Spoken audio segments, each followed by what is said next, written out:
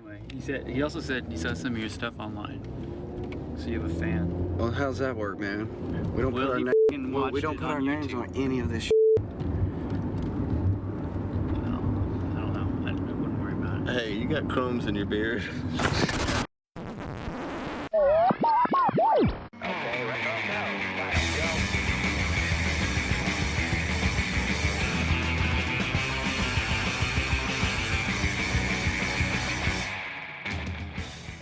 Hello and welcome. Welcome and hello. This is Wait, You Haven't Seen? It's a show where we talk about movies, and specifically, we talk about a movie at least one of us has never seen before. I'm your host, Travis, aka TV's Travis. It's still spooky month, which means I still have my co-hosts from the GORE Podcast here. And this week, we are doing our yearly anthology, which was VHS. So joining me from GORE, the Wicked Kitten, always getting into mischief. I like you. The endearing and the ethereal Faye. Hi. And lastly, the dread you've been feeling since you hit play on this podcast. It's Dread. Hello. All right. VHS was what we decided on as our horror anthology for this year. So we'll start with Faye. You had seen this before, yes? Yes. Okay. Yep. When it first got put out on the Shudder, I saw it. Okay. Because the movie itself came All out in those people- 2012, but I don't know when it hit Shudder initially. I don't know either. I just know a long time ago I watched it on Shudder when Shudder first came out. Okay. Dread, had you seen this before? I had seen it like twice before. Okay. All right. Monica, how about you? I had seen this once before, So this was With your Dread. second time watching it. Okay. forced by dread. Well, I had not seen it before. I knew of it, and I know there's several sequels we'll probably talk about at some point. But all I knew about this was it was found footage anthology. And I never had much of a care to really jump in and watch it because found footage is real hit or miss for me. So starting with you, Monica, what did you think of this now that you've watched it twice? What do you think of it as just an anthology? What's your thoughts? As an anthology? Yeah. Oh geez, that's a hard question. If you had asked me about a found footage, I think, geez, my feelings about this movie are very, very mixed. We'd literally have to go like segment by segment for me to explain what it is I liked about some and hated about the others. Okay. I mean, we're going to, so, Yeah. you'll get a chance to do that. It's hard. Like, I hated the wraparound story in general and the way it was used. So I don't know, maybe I didn't like it so much as an anthology. But I like anthology movies. I just don't like found footage movies usually. Found footage it's a tough one to get. If it's done well, like it can be really effective, but it's hard to do well, in my opinion. Exactly. Dread, how about you? What did you think of this as just as an anthology, as overall? Oh, I'm going to have to agree with Monica and say very mixed feelings because it has a lot of good things going for it. Also, a lot of things I hate. And the wraparound, as Monica said, is terrible. There isn't even an ending to it. Like, you have the last segment and then the movie just ends. Mhm. So it doesn't end on the wraparound, which makes it not a wraparound. It's a wrap-a-most. Yeah. It's an open-ended wraparound. Sounds like a wrestling finishing move. Faye, how about you? What do you think of VHS overall? I mean, overall, I thought it was a great concept, a good way to incorporate the found footage.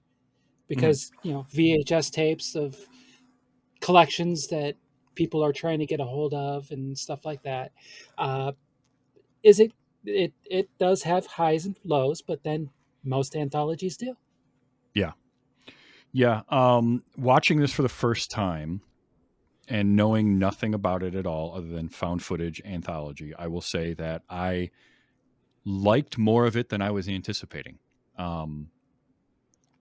Because I feel like, again, found footage is tough to do. I think anthologies with horror really work.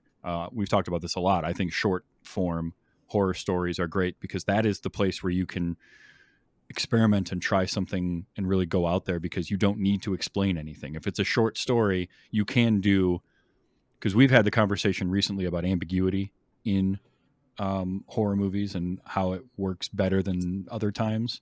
And one of those things that I sometimes don't like is when it's ambiguous by way of just not telling you anything. And I think in a short story, you can get away with that because there isn't a setup, beginning, middle, end type structure. You're just sort of getting a chapter out of a larger story usually, or you're getting just a little bit of it. So you can you don't have to give me much of anything. You can just have like a weird concept and I'm probably going to buy into it. I'm going to suspend a lot more disbelief. So for that, I really like horror in an anthology. Found footage, it can be rough. It can be rough. This, when it worked, I will say, when this was hitting, it was really, really good. And then looking at who was involved in this, I was impressed because these are names that you've heard and you've seen work from since this. So that happens quite a bit too with a lot of these anthologies. As you get, I've noticed you get a lot of like up and coming filmmakers. This is a way for them to get started. So, do we want to kind of go segment by segment, or do you want to and then give a favorite and a least favorite at the end, or do you just want to start with a favorite and then work our way down? How would you like to do this, Monica? I mean, I guess maybe we start from the beginning and go to the end. Sure. Okay. So the wraparound. What starts off? What the hell were these guys? These were the worst people. Period. Like, they're just awful. Now, here's something I will say. It's an anthology, right? It's 5 stories with a wraparound.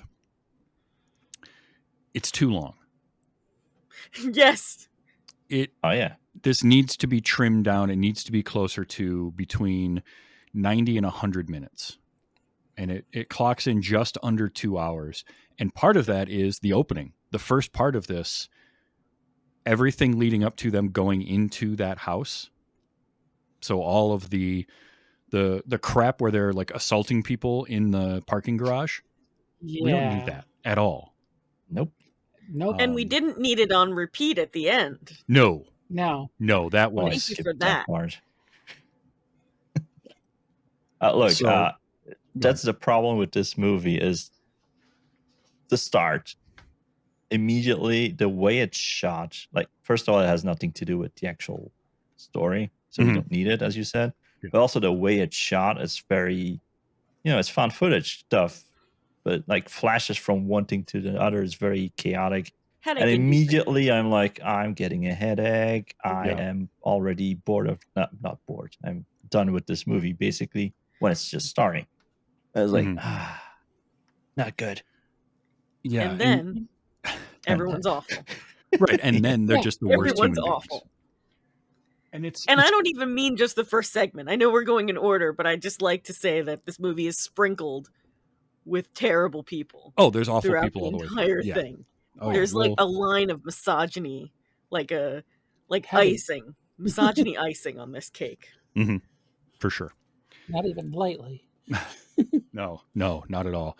But no, like the whole trim, I don't need any of the crap with them in the parking garage assaulting that person. I don't need 5 minutes plus of them using baseball bats on an abandoned trailer, smashing windows and all of that. Like, you can give me 30 seconds of that as your opening credits and I'm fine. That's all I need. I don't need all that.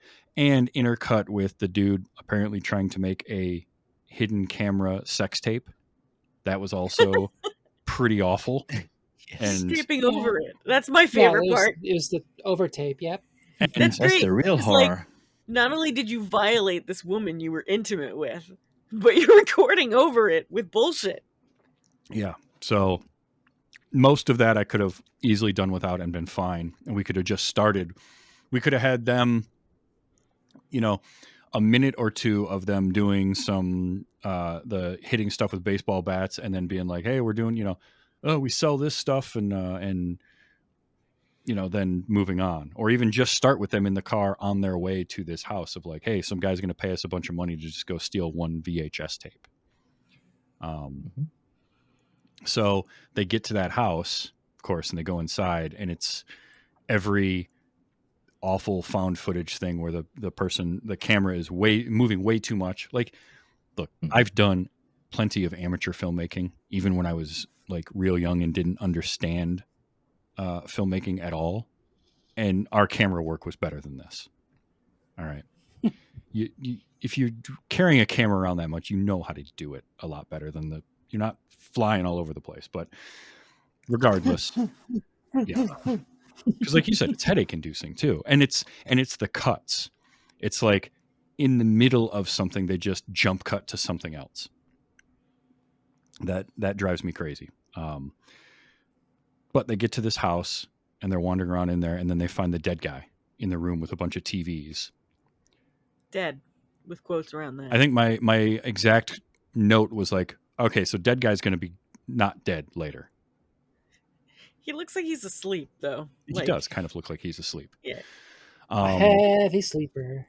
And so they find him, and then they decide, well, we got to find this one tape.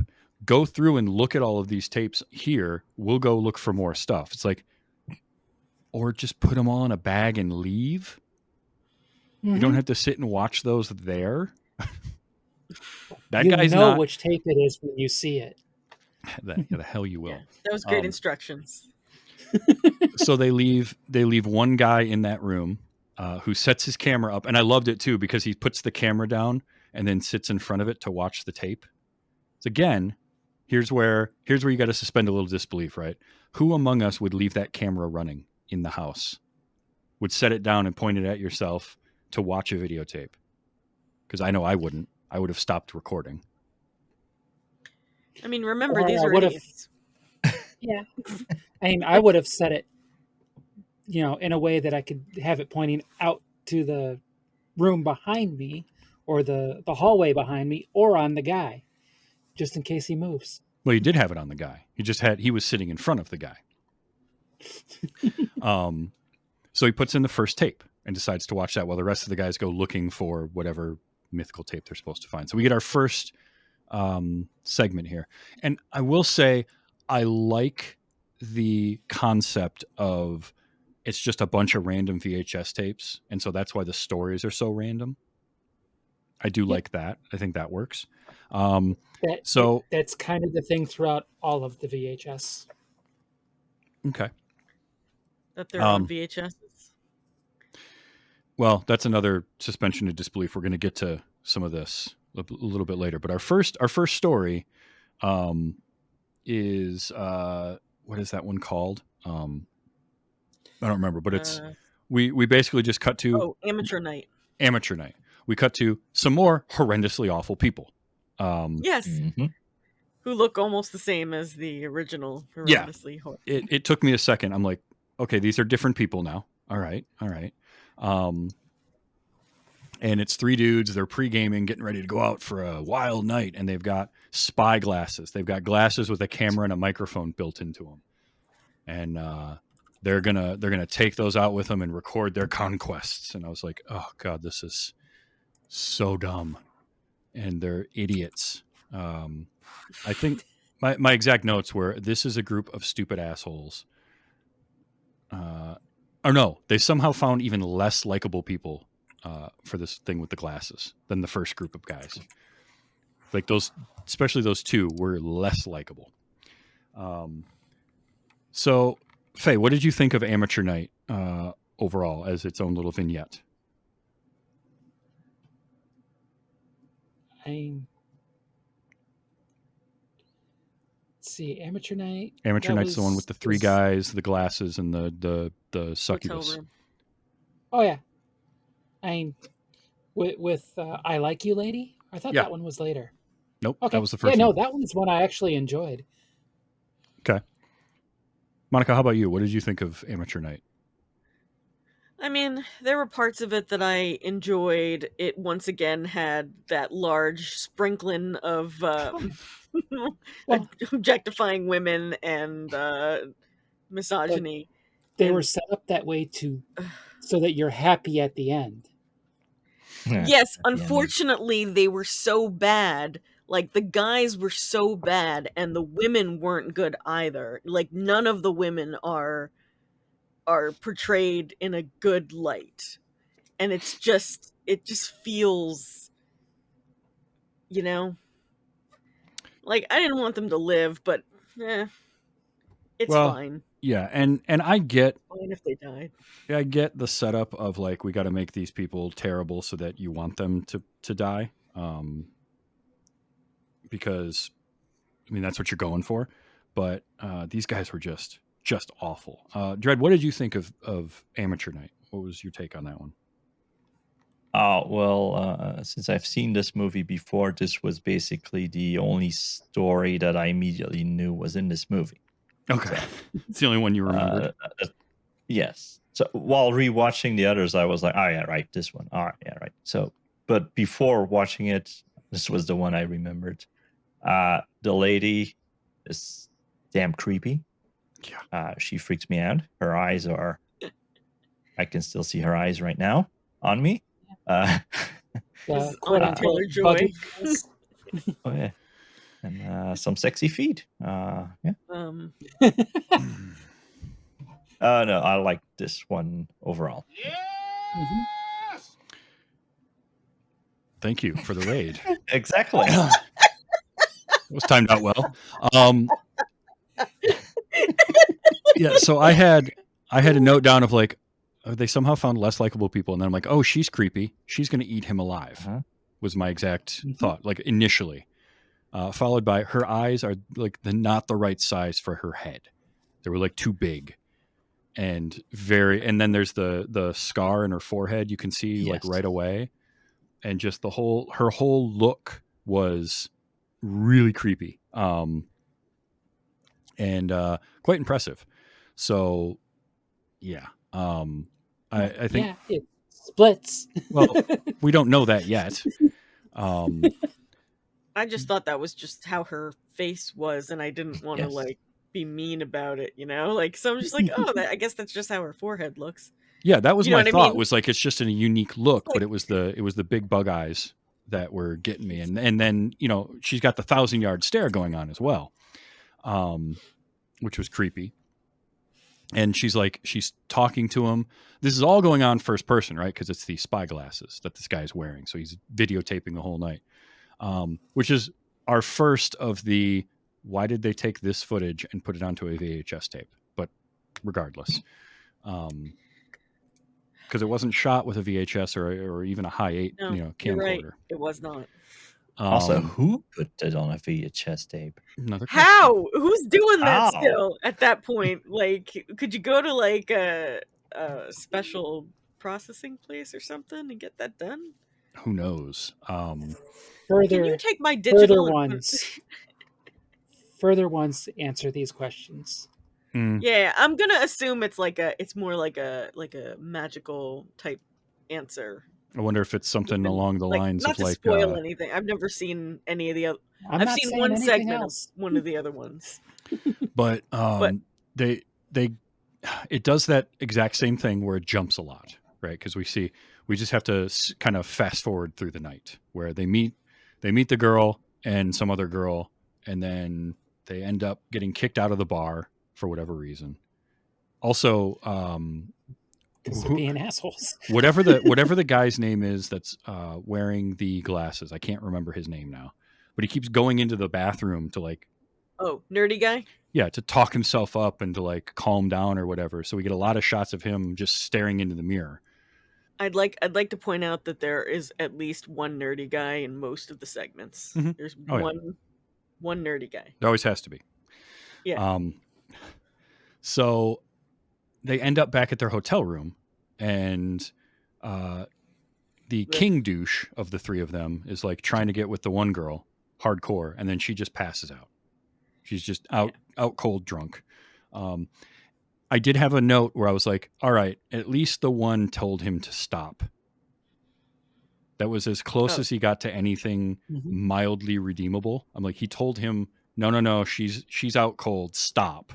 I'm like, it doesn't. My note said, she's lucky she was much. wearing complicated underwear. You're also right. How do I get around this? Like, what? It's not cute. complicated. Frat boys I are know, dumb. it's not. Okay, frat boys are dumb.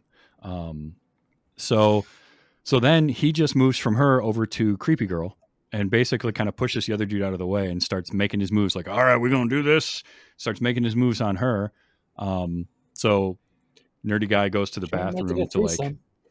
Well, nerdy guy goes to the bathroom to like calm himself down. Comes back out and they're making out in the bed. And she flips him over. Oh, that's when they undress her. There's a lot of naked in this movie, by the way.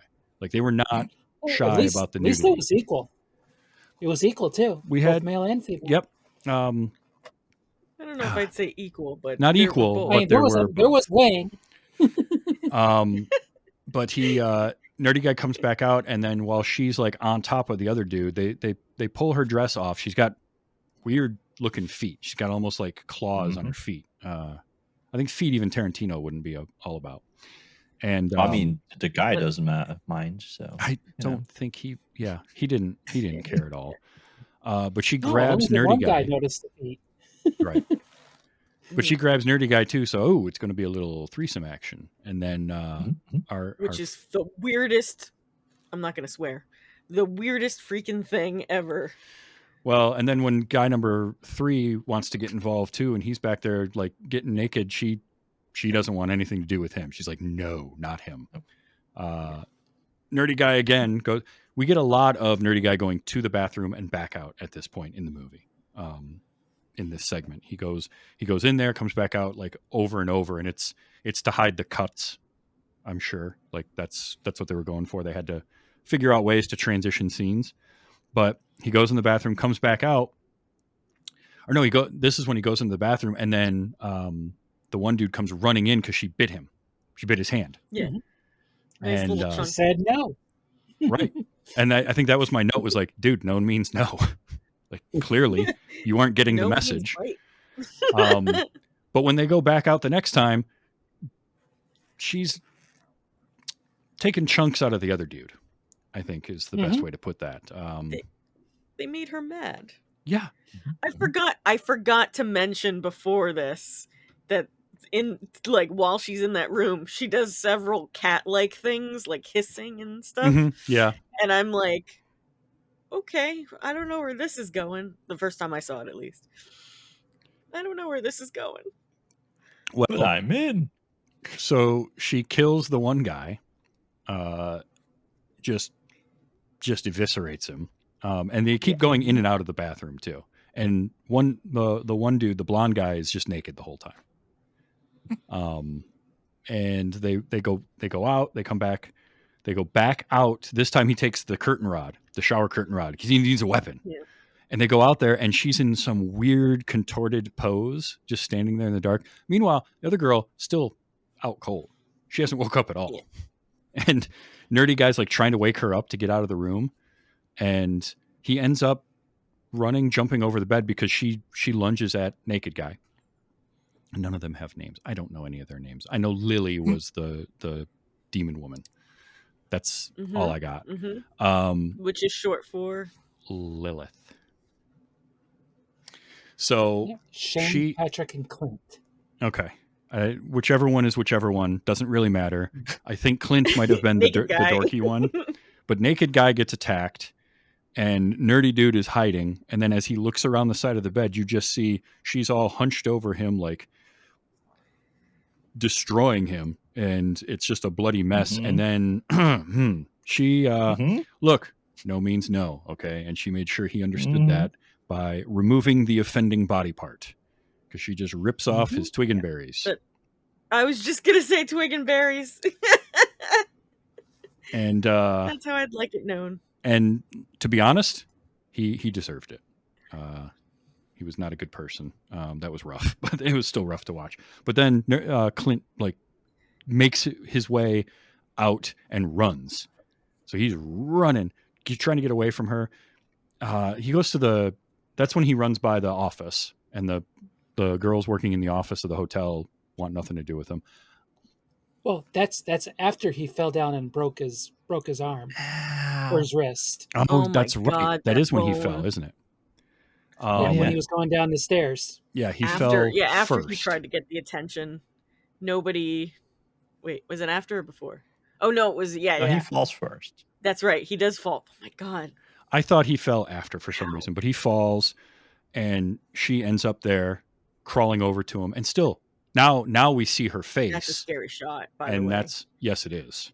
That was a real. When he turns, she's not there. He turns back, and she's on the stairs, and it's Yeah. like, no! And it was one of those where I knew what was coming, and it still was enough to get me, because I'm like, oh, she's gonna just pop out of oh, there she is. But that's when you get the reveal of seeing her now, and that scar that was down the middle of her forehead, her face is like partially split open there, which makes her eyes even creepier. Mhm. But she goes up to him and says, "I like you." That's all she kept saying to him. Then she proceeds to try and show him how much she likes him, which he But does he not does respond like to. her. and that sends her into, now she's was it like, I think is what she says. Yeah. Yeah, And now she's like, devastated. yeah. So now she's Sad. kind of howling, and he gets up to run away. Yeah. As you would. This is where he should have just told her, well, I like. It's just that I've broken my arm here. I'm in pain. No, it's not the time. Yeah. It's Yeah. not you, it's me. Yep. You killed all my friends.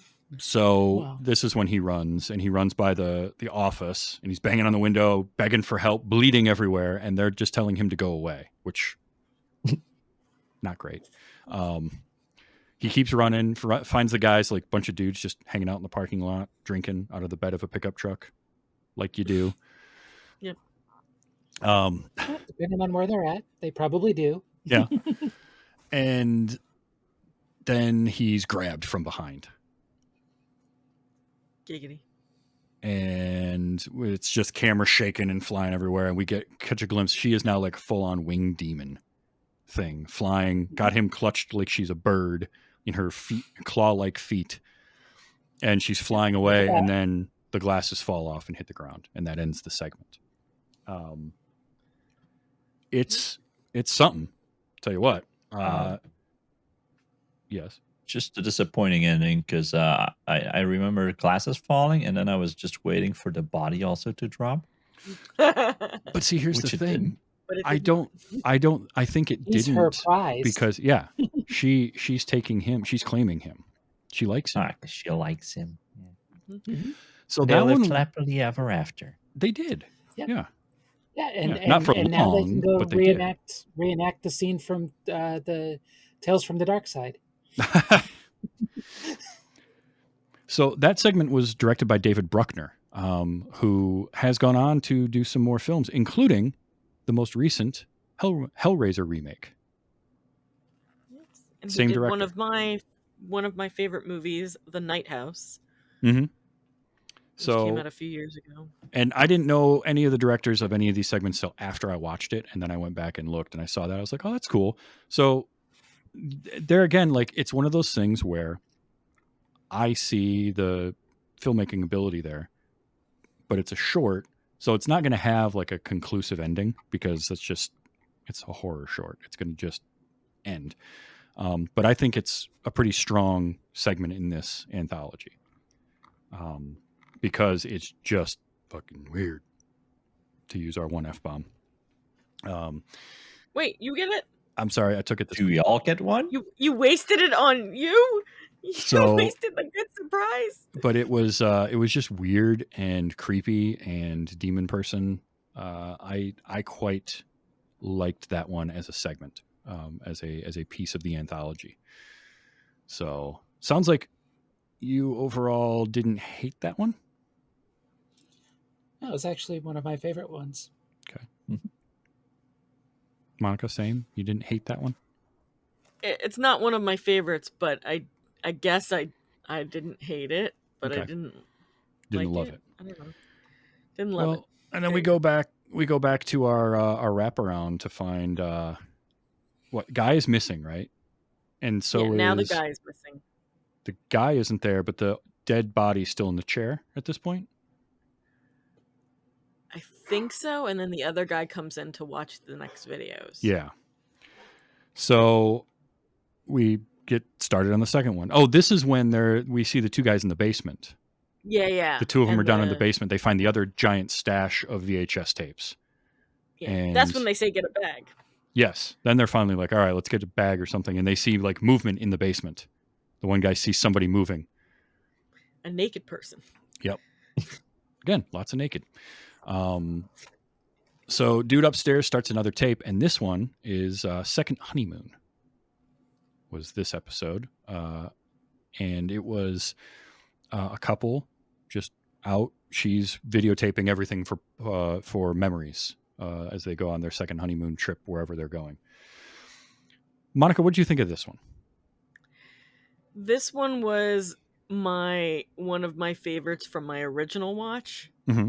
I think it's mostly because of the surprise in it.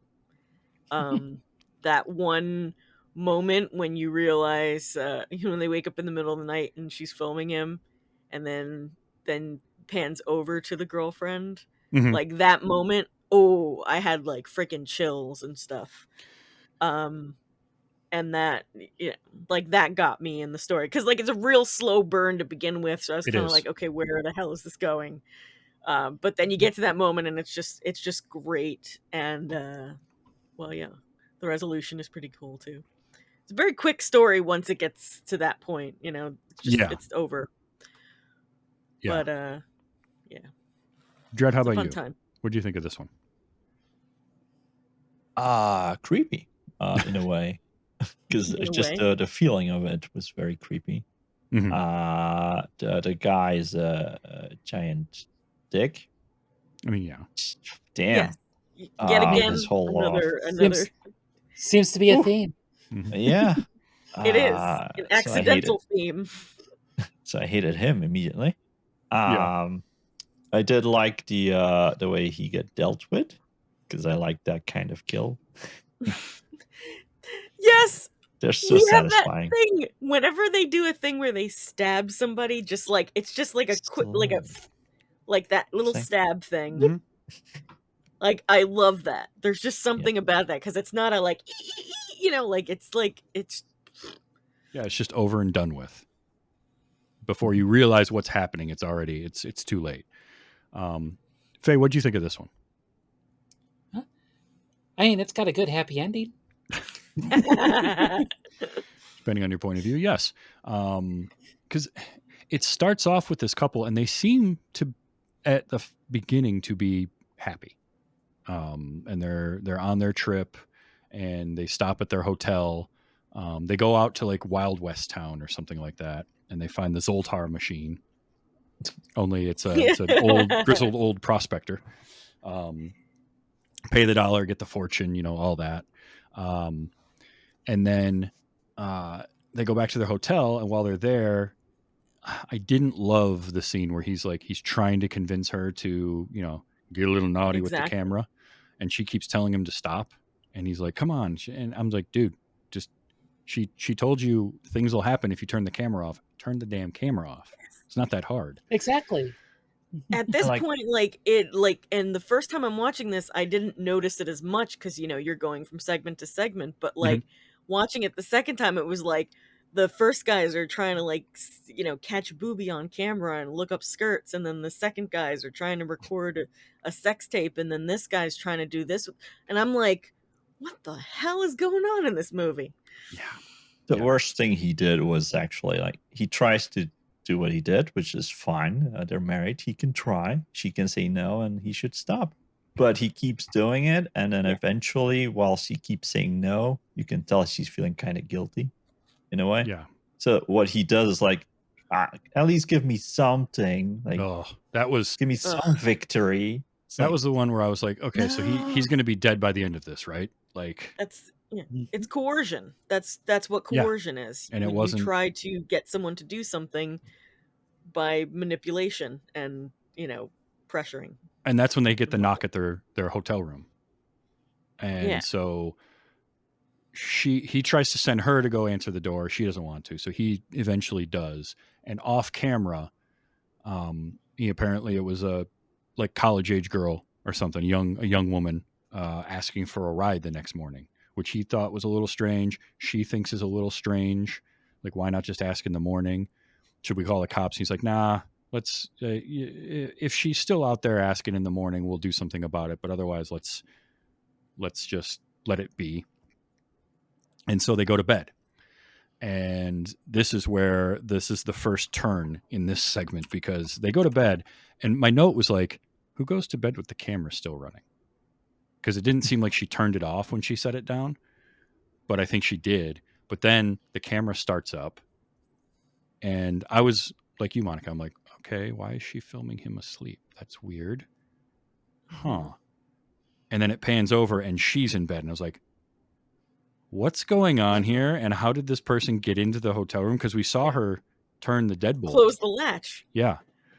I'm just like, it was so unsettling at that moment. Mhm. And this was, of the 5 stories, 6 counting the wraparound, this was the most unsettling, because the first story, incredibly supernatural. And we know this. There's no question about that. This one doesn't have any of those tropes going on.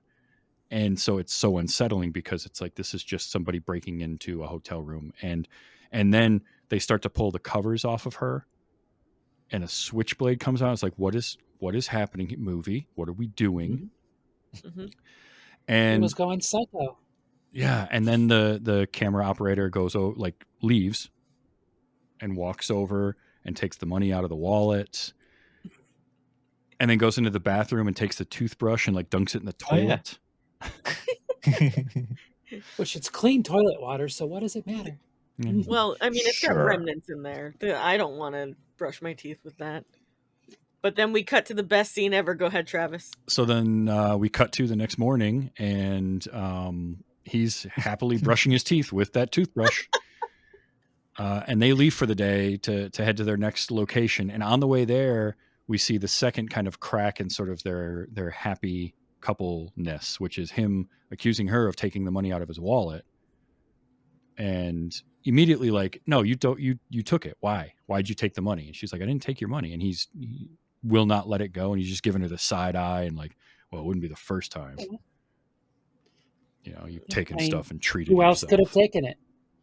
Yeah. Exactly. So And it's the perfect setup.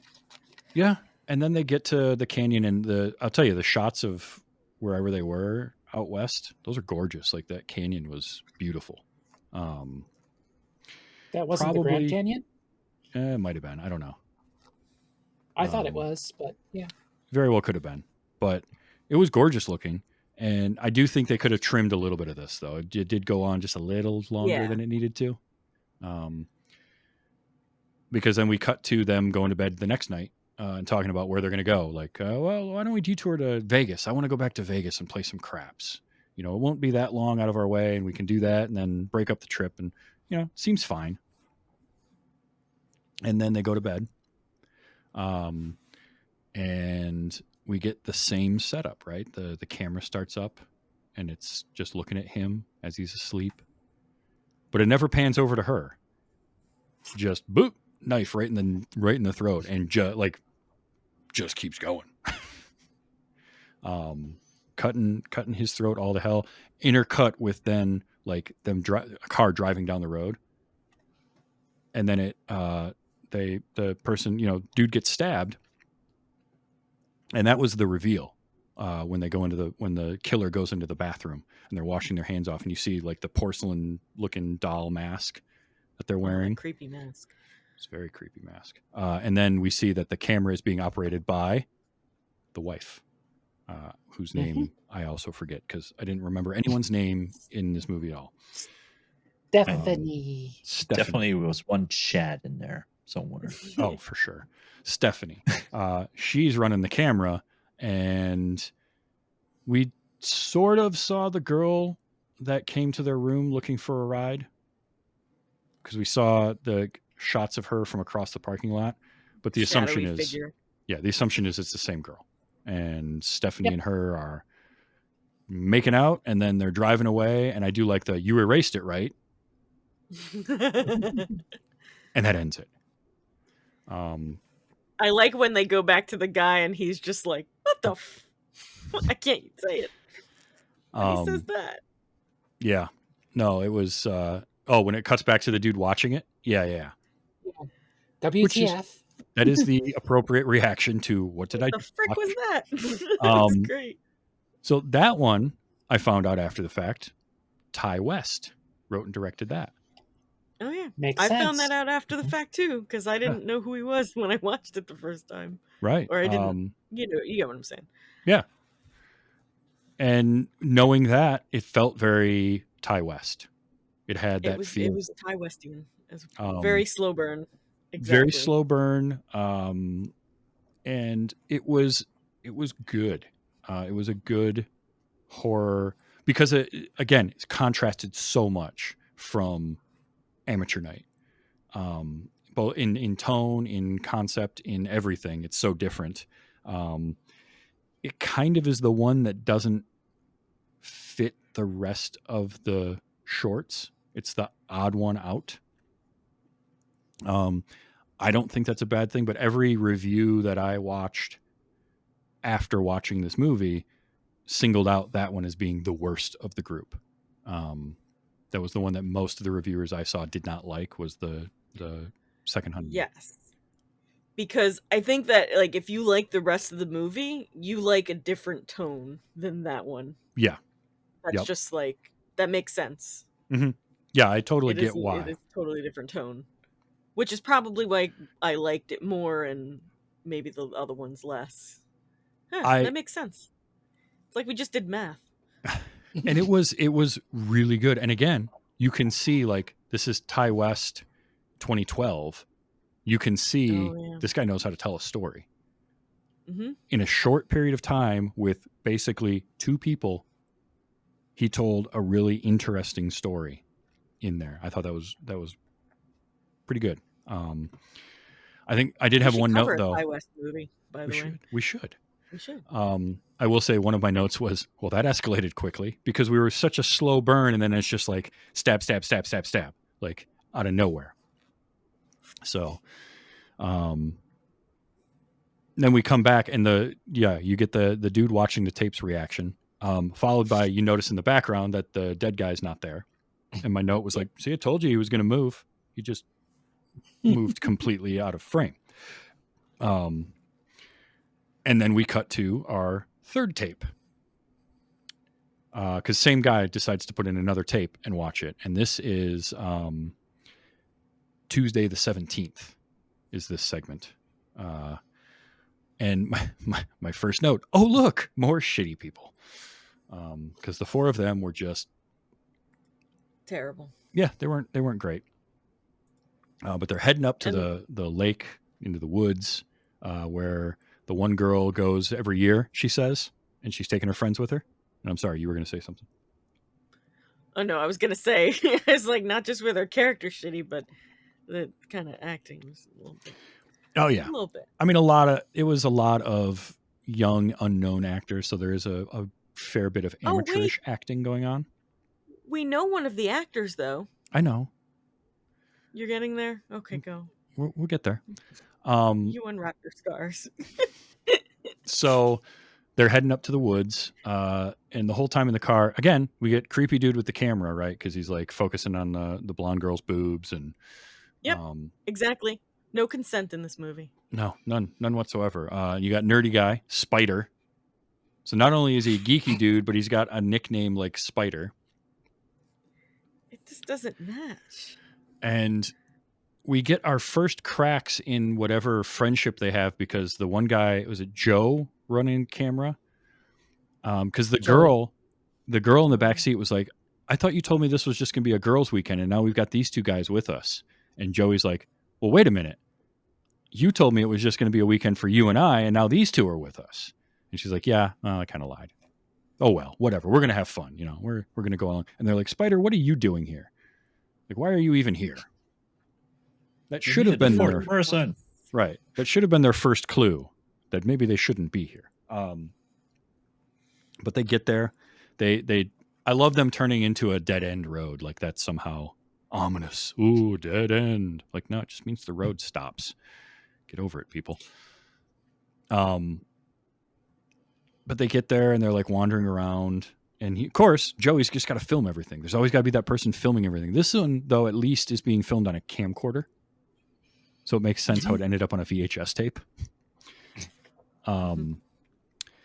And what is it? They find the wall. And the one girl, the brunette girl, starts acting a little bit weird at times. Like she's standing by this wall looking at it. And she's like, hey, could you come over here and film this? Like my friend tripped over this wall last year. Wendy, was that her name? Yep. Her friend tripped over that wall, and we get a quick flash as he's filming the wall of just a dead body against the wall, like these weird glitches in the videotape. And then they find like a tree covered in mushrooms, and they're making jokes about eating all the mushrooms and tripping and all that. And that's when she, and I did capture this because she looks at Joey and goes kind of full on Crazy Ralph at this point and just looks at him and says, Joey, you're all gonna fucking die up here. What? I like the what? What? Which Deadpan stares at the camera and says that. Yeah, she just stares right through his soul in that camera. His reaction, though, was perfect because that's how I would react. What? And you could hear a little bit of that digital glitch in there. And so then they go to then it's her standing by like a lake or a river. And when he's filming the river, it's this nice calm body of water. But then glitch and we see like a dead body floating in it. And it comes back. And he's kind of like, what's wrong with this camera? That's weird. And that sort of thing keeps happening, right? But it's obviously very influenced by like Friday the 13th type movies, camp movies with the kids in the woods. What was your first clue? Well, they didn't name the segments, so I didn't know it was called Tuesday the 17th until after I finished it. But they decide to hang out by the lake, right? And their or pond. It's basically a pond. Start smoking weed. Like you do. Spider's like, I don't do drugs. Gives you the fear. I love that. Spider, what's wrong? Why do you look so scared? Just take a hit. I'm scared of getting the fear. And they just rip on him for that. We should just open the wound, Travis. Open the wound. Do it. You do it. So we know Spider from another movie that may have scarred us long ago. Yeah, I know. I didn't want to, but here he we are. may have been the lead actor in a musical comedy movie named... We're putting giant air quotes around musical and comedy, by the way. And movie, for that matter. Poultrygeist. I don't remember this at all. So, yeah, that happened. Never seen this. Because I'm looking at him and I'm like, why do all these nerdy guys look familiar to me? But especially this one. So I looked him up and I'm like, yeah. Yep. I've seen him in a thong. Unfortunately. He's a lot better in this, which not saying much, but he is. So they smoke a little weed, and then blonde girl wants to go off to use the bathroom, and Spider decides to follow her with the camera for some reason. Because you do. Yeah, you do that type of thing. You do then that. She comes around from the tree and is going to show him like a dance move or a cheerleading move or something. I would like to quote her because she comes out from behind the tree after he says, "What's that smell?" And she goes, "Do you want to see something disgusting?" Just and I'm ignoring like, it. gross. I think she said gross. But either way, I'm like, no. Like, Showed up poop. Showed up poop. And as she is starting her whatever cheer routine dance thing she's going to do, he pans, like we start seeing that digital glitching again, and he pans the camera over and there's some weird glitch, and then she gets a knife through the head thrown at her. Nice. Yeah. Can I just point out the amazing line that he has? Because the knife goes through her eye. Her eyes pop tab. Yeah. And he's go like, look at your eye. Oh my God. Oh. How is she going to look at her own eye? Well, she could maybe because it's dangling. He's terrible. So, yeah, that happens to her. And then he tries to run and, of course, trips, falls. And then we see him just get knifed to the head like 3 or 4 times.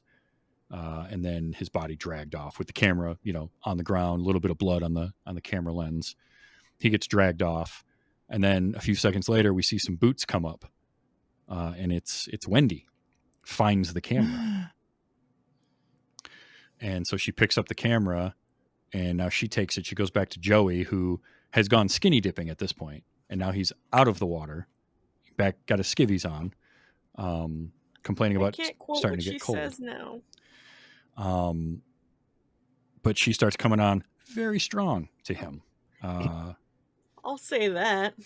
And even says, and I liked this, I had to capture this. And we could even film it for prosperity.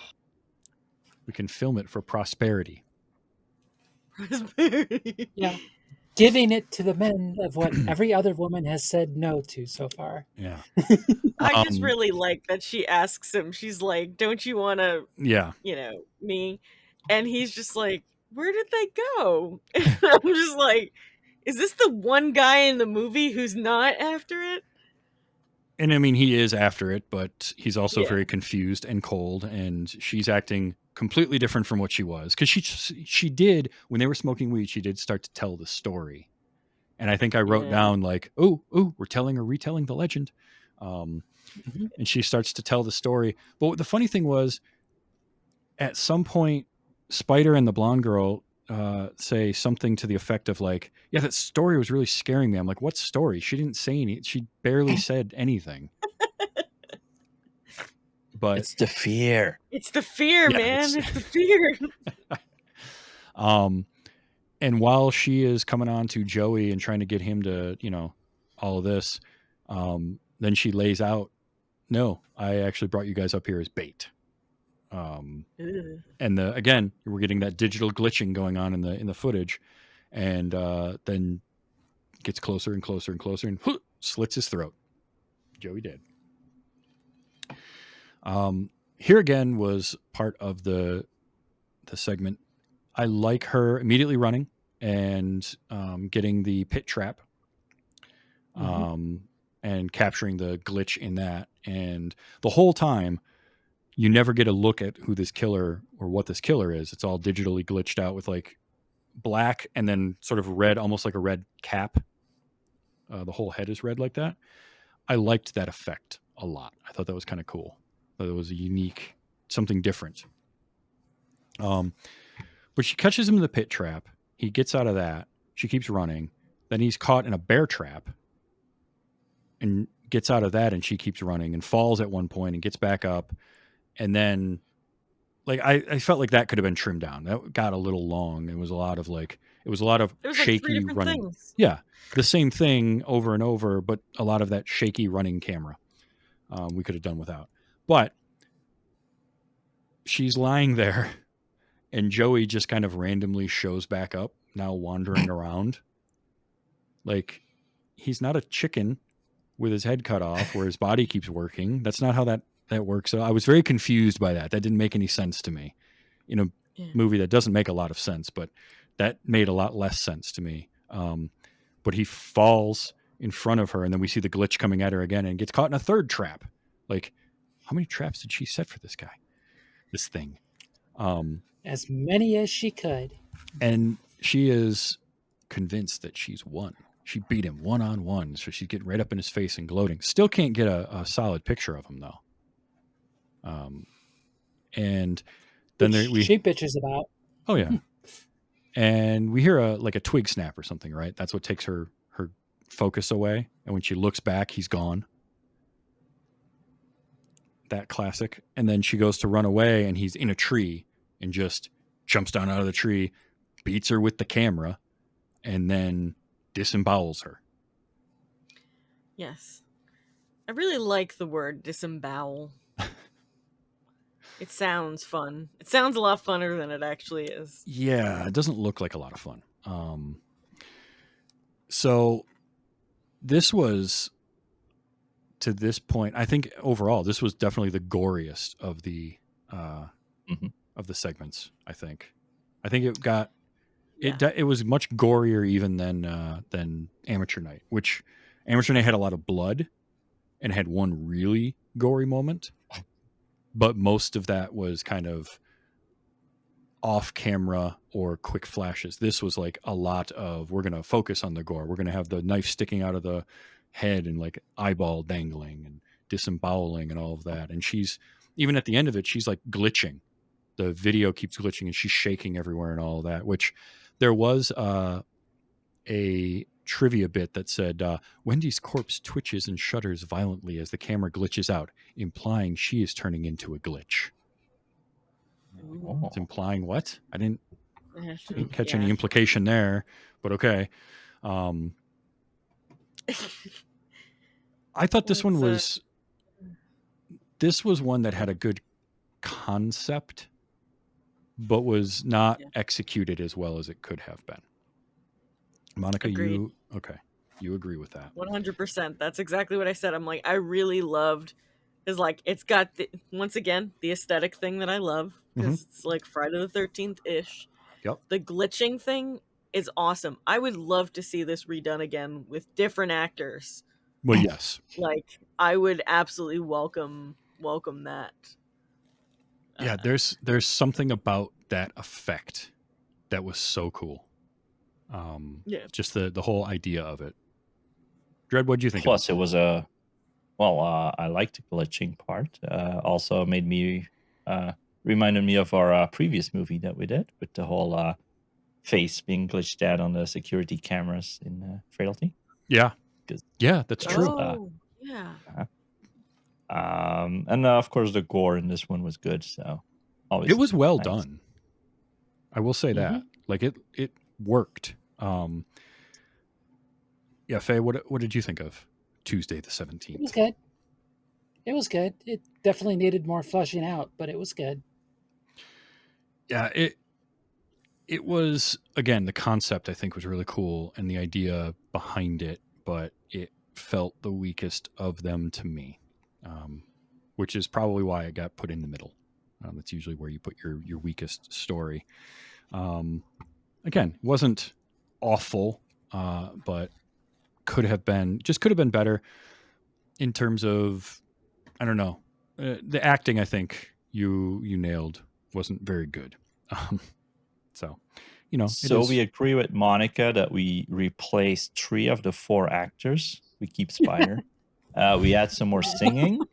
We add some more. No, we don't add singing. No singing. We add some sound effects when the blonde chick needs to poop.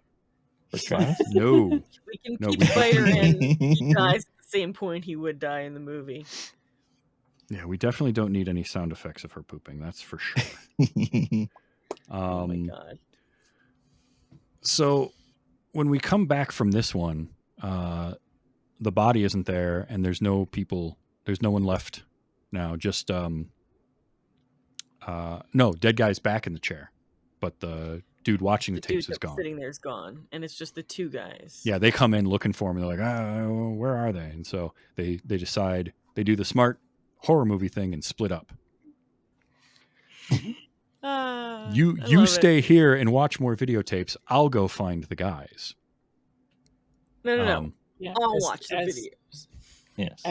As they find a big pile of VHSs down in the basement. Mm-hmm. Yeah. So now we get the other video that I'm like, how did this end up on a VHS tape at all? But also, I like that you're making me think about it when I really didn't think about any of that. I'm just like, sure, it's on a VHS, whatever. I wonder though. So this segment was called the sick thing that happened to Emily. Yep, when she was younger. Which was directed by Joe Swanberg, who was the husband in the second video, the one that gets stabbed in the throat, Stabbed. is Joe Yeah. Swanberg. He's the director of this segment. And the whole thing is done through a video call, Skype type call, Yep. which Well, I know has become a thing. I don't know if this is the first time that was done. I know it's before the first feature length video or movie of this type that came out a couple years later, because I was reading about that. But I don't know if this is the first short that ever did it or not. I mean, yeah, it was 2012, so Yeah, the first don't feature remember length anything one. before that. Yeah, the first feature length one was 2014, and it was directed by Timur. I can't pronounce his last name. Who did Wanted and Vampire Hunter, or Abraham Lincoln Vampire Hunter, and Night Watch and Day Watch. Oh, those movies! I forgot they existed. So he was a producer on the first of this Skype horror, I'm going to call it, because I can't remember what they name it, but there's a term for it. But this whole thing takes place in that, and it's just the two characters, right? It's just Emily and her boyfriend, who is away at school, and she's having issues. She's got a bump on her arm. She's not sure where it came from. She's moved into her new apartment, and it's a little creepy. And haunted. well, it starts off with her like giving him a tour and being like, "This is where it happened. This is where I'm hearing the footsteps." He's like, "Well, maybe it's just your neighbors upstairs." She's like, "No, she wears heels all the time. I know what that sounds like. This is different." And this was another one that I think was actually like a really interesting concept, and kind of this one I thought was executed fairly well, though. I will say that. Because it's all done when you do this type of thing where it all exists within the Skype window. You have to have it set up where it looks like webcams. You can't have that camera move any differently, and I thought they did that really well. But she's got the weird bump on her arm. She's hearing things. He's trying to calm her down. He's like, "Look, I'll be there in a week. I'll see you. We'll get this all taken care of." And things keep escalating. Like she wakes up in the middle of the night and calls him and is like, "Hey, I'm hearing stuff outside the room." And at one point, even picking up the laptop and putting it in front of the door, and you see the door handle turn. And he's like trying to calm her down, and she's freaking out about that. And then what is it? He says he wasn't recording that. And he usually is. So where is this coming from? I'll say. From But hers. that's what he's telling her anyway, that he's not Yeah. recording it.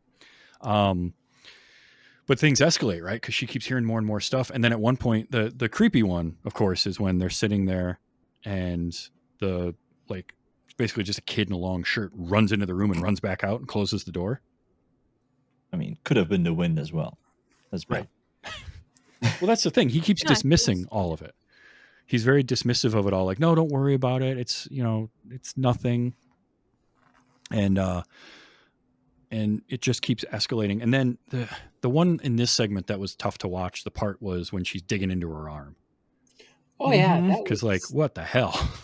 Like she is going to town. Really good. It itches. It itches, and she's like, I'm gonna scratch it from the inside. No, you shouldn't do that. You need to get some alcohol on that. And I will say, my note at that point was like, maybe listen to the doctor before just digging into your arm. I would like to take a moment. I love his advice was like, clean it and put some like iodine or something in there. And I'm like, is he really a doctor? Because like that didn't sound like doctorly advice. It was like iodine or whatever. Like is not, he should be able to tell her exact. So that made me start wondering on the second watch through. I'm like, That's fair. wonder if he really is an actual doctor. That's fair. So it keeps escalating, right? And now she's afraid to look, but she knows something's out there. She thinks it's a little kid ghost. She thinks she's got a ghost. Makes perfect sense. But she doesn't want to look at the ghost because she's afraid of it. So her solution is to open the door and take the laptop with her and close her eyes and let him look at it for her through the webcam. You know, Which, okay, is silly, and it's just a way to get the camera in another room, but I kind of like that. I kind of thought that was clever. Yeah, there's nothing It's a there. horror There's movie. nothing there. Oh wait, turn back the other way. Yeah, so she goes through all of that, and there's nothing, and then all of a sudden there's two bodies behind her. And before she can turn around, she gets knocked unconscious. And now she's laying there with these two, look like young girls, kind of just sitting, staring at her. And he walks into the room because he was like next door. Yeah. And Freaking then liar. we get yet another very uncomfortable moment, which is when he cuts into her and just starts rooting around for a good long time, and pulls out a small, looks like a little baby, little fetus. A It's like, fetus. you're telling me this thing's part human or something like that? And whatever the girls are supposed to, I guess they're aliens? Is that what we think? Yeah. They're it says boy and girl, Okay. Well, the two kids. but that's all it says. Yeah, kids. They're not speaking. They're making like weird noises. And this apparently has been going on for a while because he says at one point, I don't know if she can survive much more of this. And all of that. And, is that tracker in her arm going to expire? Was another question he had. Followed by, well, I'm going to have to break some bones to make this look like an accident.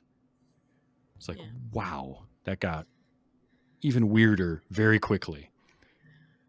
And then we cut to them having a conversation. Now she's all bruised up, arm in a sling. She had been to a doctor now. She went, saw a doctor, and at his recommendation, by the way, it was the doctor he told her to go see.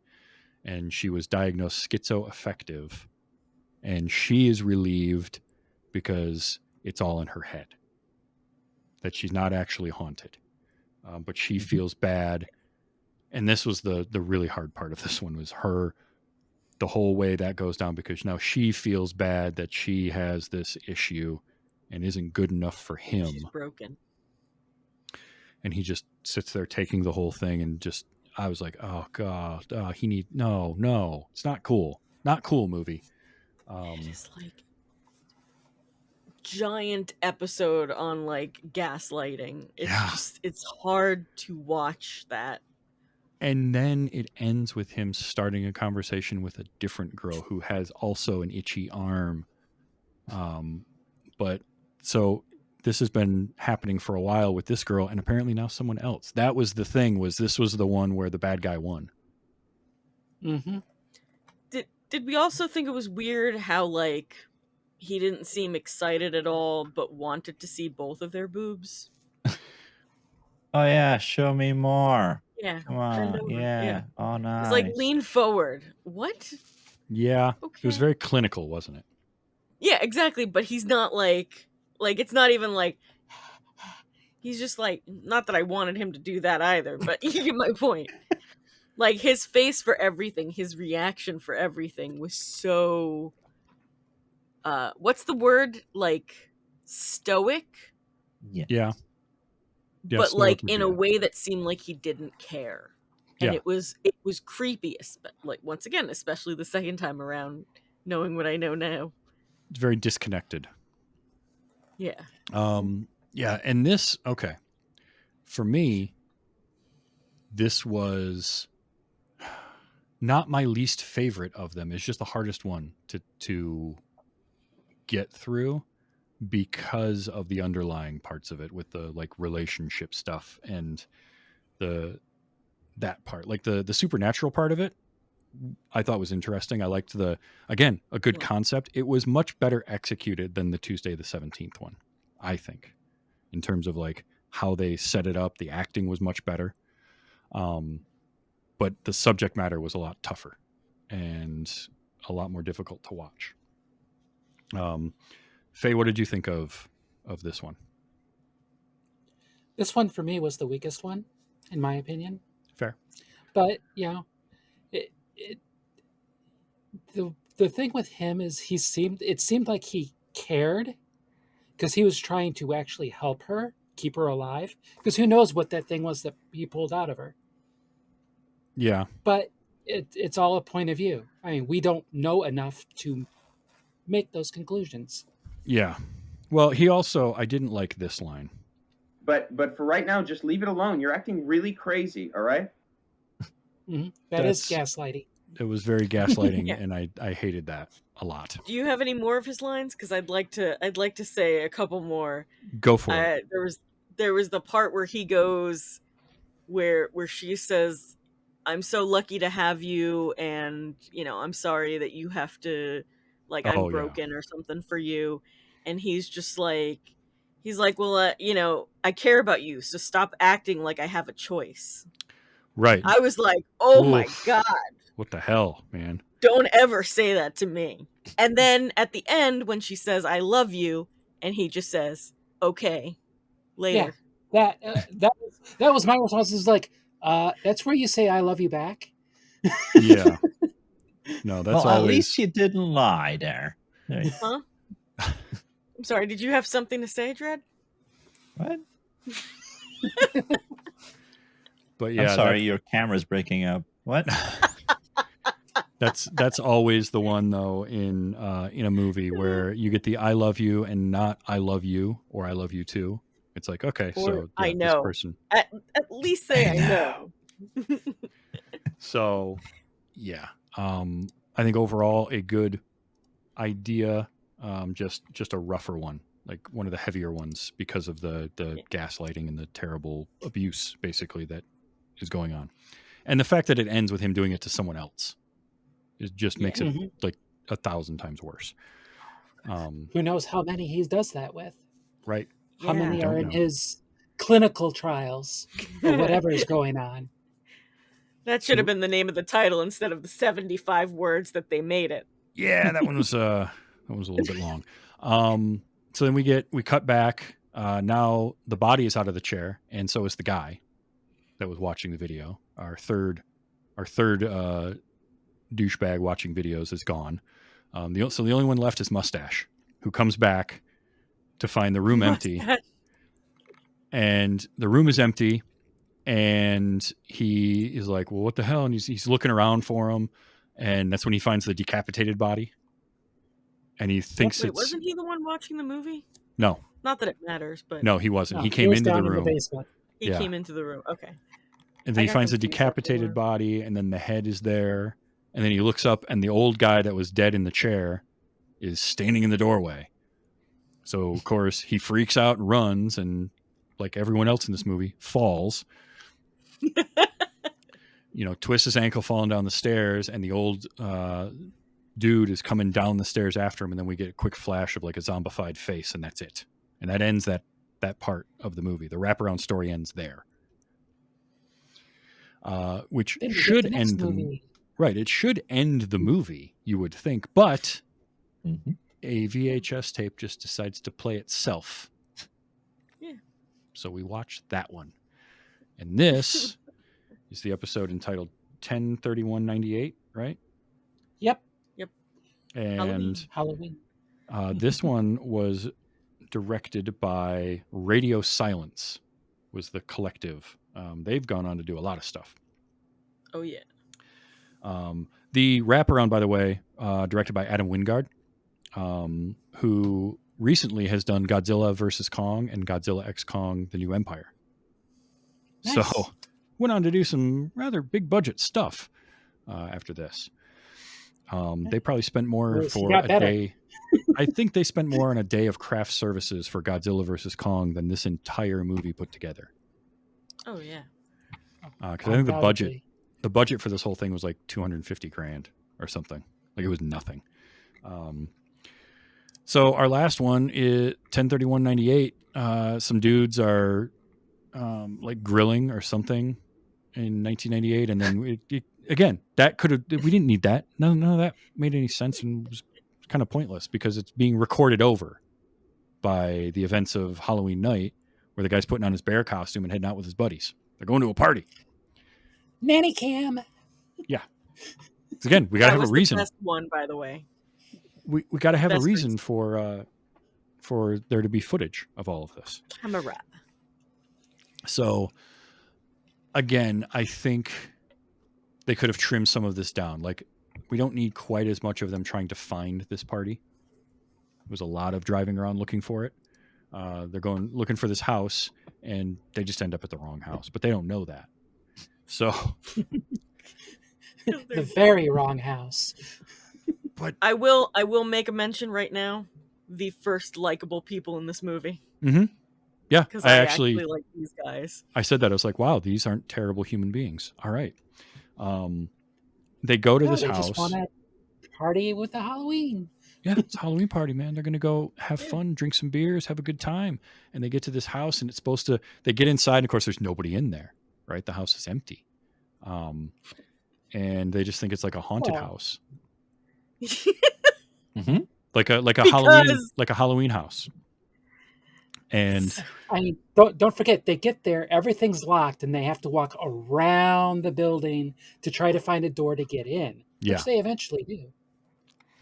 And once they get inside and start walking around, weird things are happening.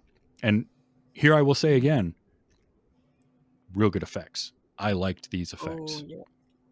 Oh, yeah. The camera pan over and then like the face in the glass of the cabinet was terrifying. Great. And then he whips around and there's just a like little girl in a white dress, in the dark, and then slowly disappears into the dark. And then the guys come screaming, running from the other room, saying like people were reaching out. They had hands coming out of the walls after us and all that.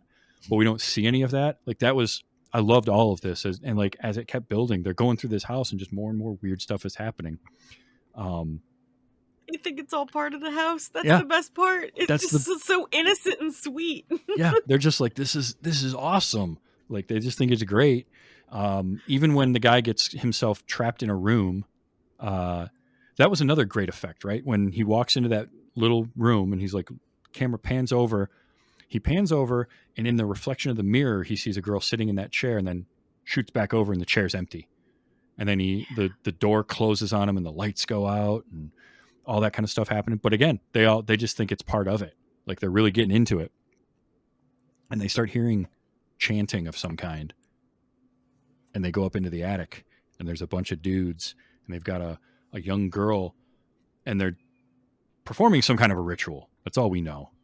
And doing a lot of chanting, and the guys are getting into it. They think this is part of it. They think this is cool. It ain't part of it. Because the guys performing the ritual turn around, just start yelling at him to leave. They don't belong here. Get out of here. Da-da. And then it gets even weirder because they start getting like pulled by some supernatural force. So, Monica, you're in that situation. That starts happening. What do you do? I run, Mhm. but since I know I'm not the fastest runner, I push my least liked friend to the ground and then run. Okay. But what run. is the name of this friend? Just hypothetically.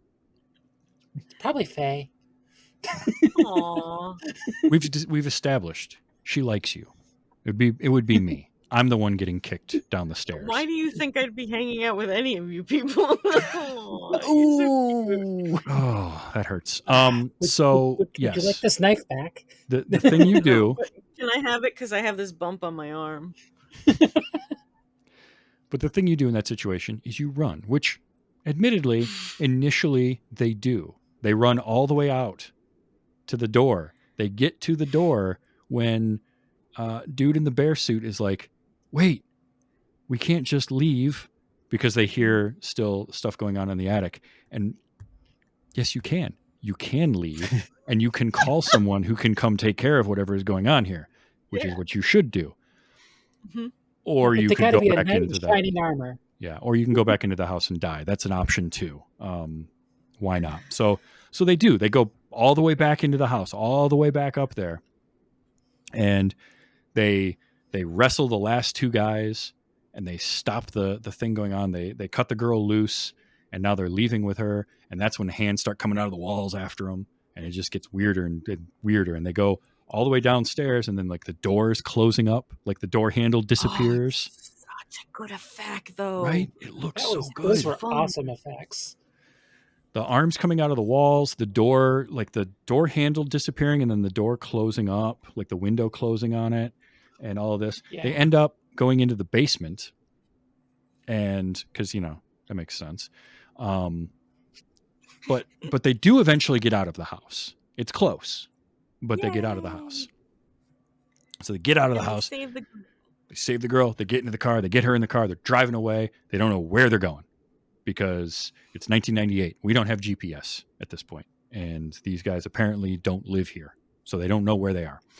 But they're driving. The girl slowly wakes up, and when she wakes up and starts to regain consciousness, the car stalls out. So they can't get the car started. Then she disappears out of the car. It got weirder. And then we see where they stalled. Well, we see her outside of the car, and then we see her in front of the car and start to just turn around and walk away. And the birds there was a bunch of birds in the house, and the birds are like swooping around her as she walks away. And that's when we find out where the car stalled out, which is where, Faye? Train tracks. Yep. But there's no train in that at night, right? No, there's a train. You didn't finish the movie, did you? Barreling down on them, and now the car won't start, the doors won't open, and the train hits the car. Windows won't roll down. Nothing. They can't get out. Train hits the car. Boom. Done. Movie over. They don't show it, but we assume that's what happened to those poor guys. Well, so interestingly, Radio Silence actually did record a separate alternate ending as a joke where they are able to get out of the car and they're walking away from the car talking about what a weird night it was when the train smashes into it and the car explodes behind them. I kind of like that ending, personally. I like having both. That could be like a Clue kind of thing where you have both. That would have been cool to see both. I think with the way all of the other stories went, I think that's a kind of a fun way to end the movie is with that. Now that you say that, you know what? I changed my mind. Yeah, I want the happier ending. Because, then the whole story, I could be like, all these terrible people got their comeuppance. Yeah. But then in the end, the nice guys, they lived. But as it stands now, they died. Yeah. And it's like, I don't like that message at all. So I overall enjoyed this a lot more than I thought I would. Dredd, what was your favorite of the 6 stories that we saw? Well, now that I hear you describe the last one, I'm going to say the last one. I might have zoned out by that one today. Because the movie, the length of the movie, as we discussed, after the second to last segment and then the wraparound ending, I'm like, that's the end. Oh, there's more? Yeah. But other than that, the first one, let's say. So you liked Amateur Night and 10/31/1998. Yeah. All right. Yeah. Faye, what was your favorite? Open and end. Open and end with the strongest. Yeah. I mean, that's usually what you want to do with them. So, Monica, what was your favorite one? It was between the anniversary one. Yep. Second honeymoon. Second honeymoon. And the last one. The last one was just, if I had to pick one, I guess I'd pick the last one because it was just like, well, no, I'm going to pick 2 of them because I'm allowed to. You are. You are. The last one's good because it's fun. Yeah, it's because they're having a good time, so you have a good time, even though shit's going down. Yeah. Well, and we got and this is a thing that anthologies are able to do, and I think can do really well, is we got so many different types of horror movies. We got the Ty West segment, which is very just real And that's the creepy part about that, is there's nothing supernatural going on there. It's just creepy ass people, including like Yes. the whole Slasher. sequence. Yeah, well, but it's the whole sequence of that first moment when at night in the hotel room, in the first hotel room. That's just creepy. Well, we have supernatural stuff going on. We've got one that's a little more lighthearted. We've got Slasher. we got slasher. We got all this kind of stuff going on, and I think there were interesting concepts in all of them with varying degrees of execution. I wish Tuesday the 17th had better execution because I loved the idea behind it. But I mean, for me, it's the first and last ones are the two strongest titles. I think if I were making this, if I were editing it, I would probably go with 4 stories rather than 5. And if I were going to cut one, as much as I hate to say it, no, Travis, I don't hate to say it. I'm probably cutting the Emily one. It's not. It is, in my opinion, the weakest. It's not. Not that it's bad. No, Emily. Oh, the Emily. The Skype one. It's Oh. It's an interesting. I like the style of it, but after the gore fest that was Tuesday the 17th, and the craziness of the final of the 10/31/98, it kind of grinds things to a halt. And also, it's got the ick factor of just the guy. I did not like him at all. Yeah.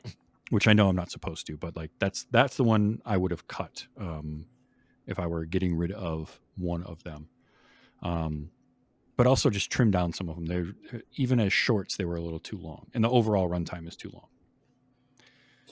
I mean, the biggest trimming I'd do is the opening. Oh, for sure. No, I would trim that opening down quite a bit, and I would also not have it, as Monica said, on repeat for the end credits. We didn't need that.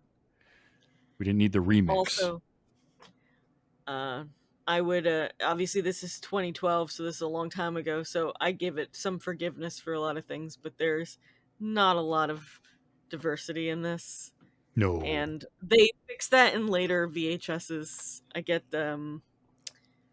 We get some lady directors, but yeah, that's what I like to say. And that's, it's a very different collection of stories from our anthology last year, which was XX.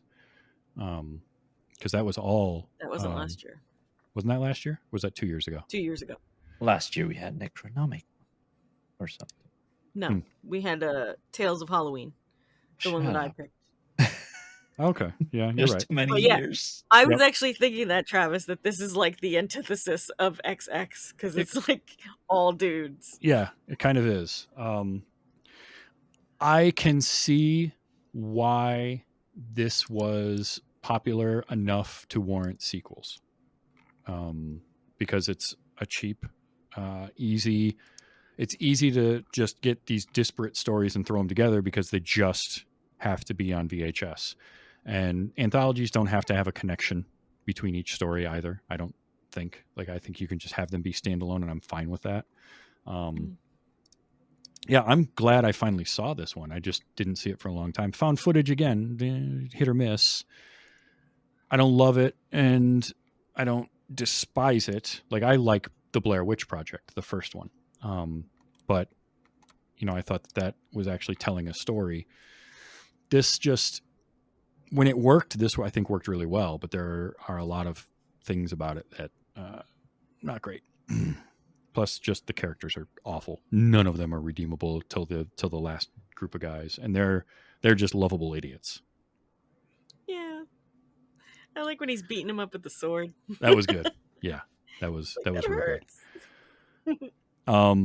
Yeah, no, that's VHS. That was fun. That's our anthology for this year.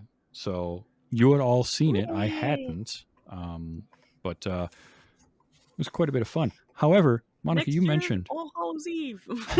maybe we'll put that on the list. You mentioned that we should watch some more Ty West earlier. Yeah, I love Ty West. He's Well, as it so happens, we're doing that next week. What? Yeah. We are? Our next What a movie. surprise. Our next movie is Pearl. I didn't So- know this at all. So I have seen Triple X, and I have X seen and Maxine. With Vin Diesel. X. Sorry, I don't know. That's right. Maxine was the one with 3 X's. I don't remember anything. Maxine. Well, I've seen that too. I've seen Maxine and I've seen X, but I haven't seen Pearl. So I'm going to be watching this for the first time. I'm so excited. So we'll dive back into the pool of Ty West movies with Pearl next week as we continue Spooky Month. Yeah. So go back and listen to the X episode of Gore Yeah, from this past summer. you should, because that was a good episode.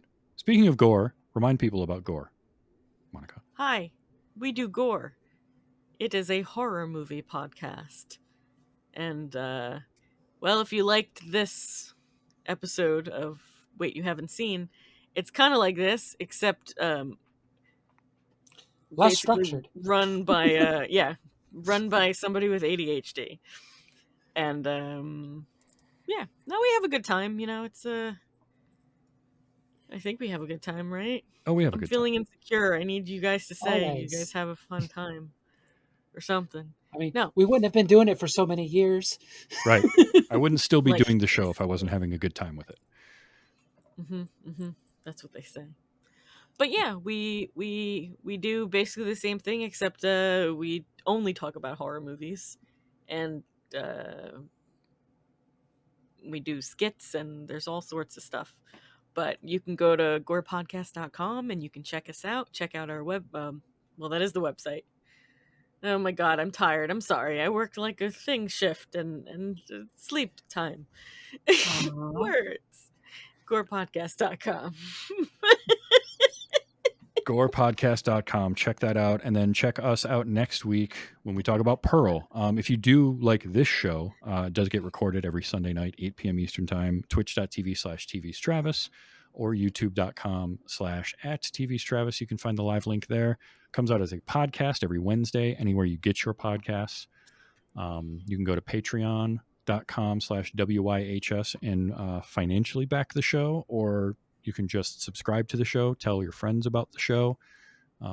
Whatever way you want to support this show, I appreciate it.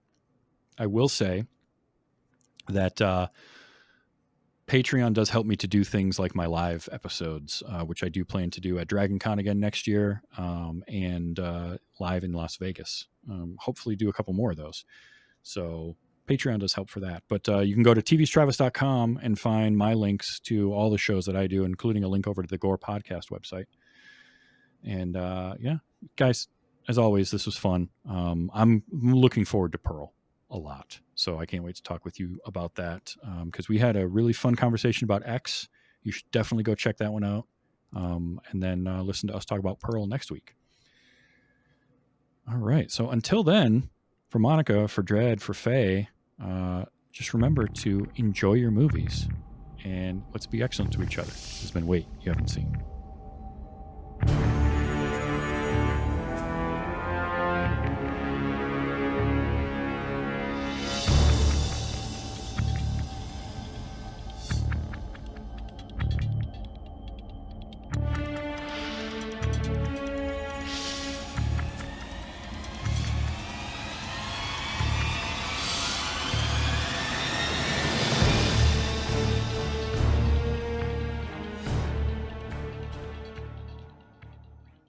Spider, did you bring the fucking camera?